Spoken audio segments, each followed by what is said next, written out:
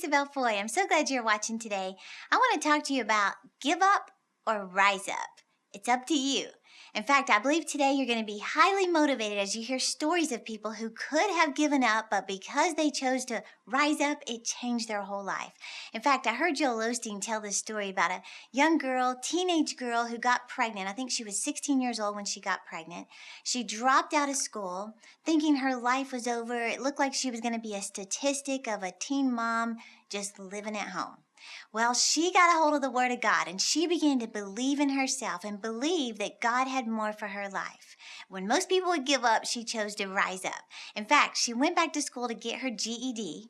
And then when that was over, she said, I'm not stopping. I'm going to keep going. Well, she went to college and got her bachelor's degree.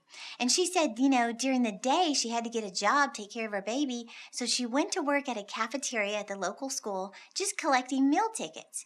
So during the day, she's working at the cafeteria. In the evening, she's going to school. She got her bachelor's degree. She said, you know what? God has more for my life. She went back to school, got her master's degree, went back to school, got her doctorate. That teenage girl that got pregnant that could have been a statistic, she's now a principal in the very school where she used to work in the cafeteria. I love that because where most people could just give up, she chose to rise up. And I want that for you. In fact, I love to hear stories about people like Walt Disney. Do you know that he was apparently rejected by 301 banks when he was trying to get a loan to build Disneyland? Well, because he chose to rise up, he created the happiest place on earth? When most people would give up, I don't know about you, but if I was rejected by 67 banks, wouldn't you think, maybe I haven't heard from God? But he wouldn't give up. Or you look at people like Jack Canfield. He was rejected by 33 publishers who said nobody wants to read a book about short stories. Well, last I heard, I'm sure it's more than this, he sold over 500 million copies of Chicken Soup for the Soul. But 33 publishers, can you imagine after 17 publishers, 22 publishers, you're thinking maybe this isn't good.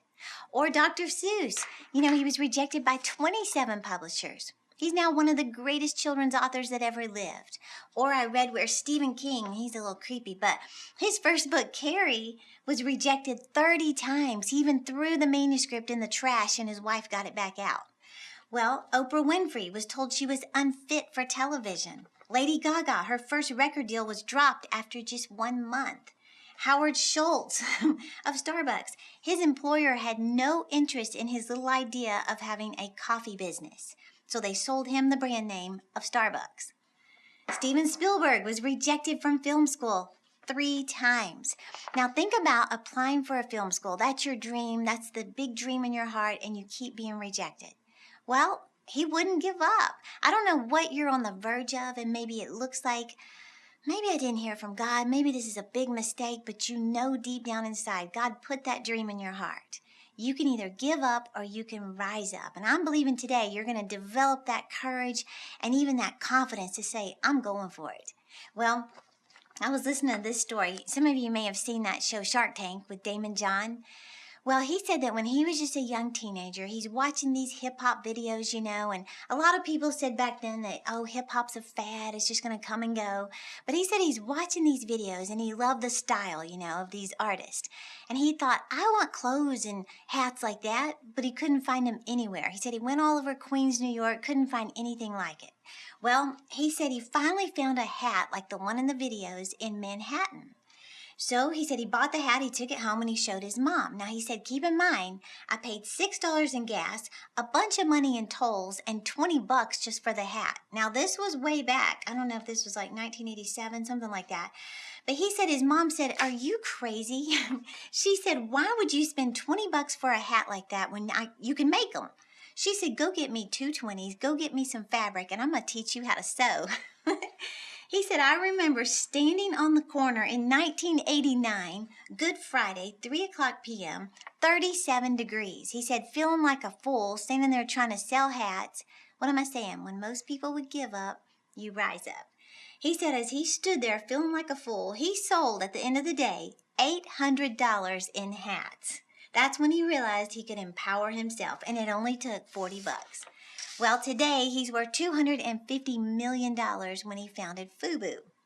Well, what I'm saying is you have to push yourself too. Nobody's going to come along and push you and tell you you can do this. You got to learn to build yourself up. And here's the thing. Don't listen to negative people and don't listen to the lies of the enemy.